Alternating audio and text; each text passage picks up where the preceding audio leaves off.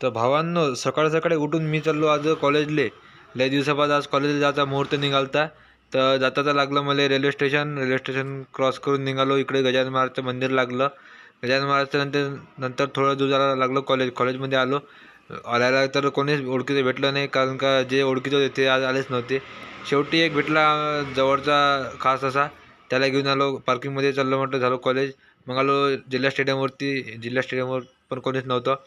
त्यानंतर जिल्हा स्टेडियम झाल्यानंतर मला लागली होती भूक. घेतला डबा. आज म्हटलं भाजी कशाची आहे, तर भाजी निघाली वांग्याची भाजी. अरे वांग्याची भाजी गपगप शिरा.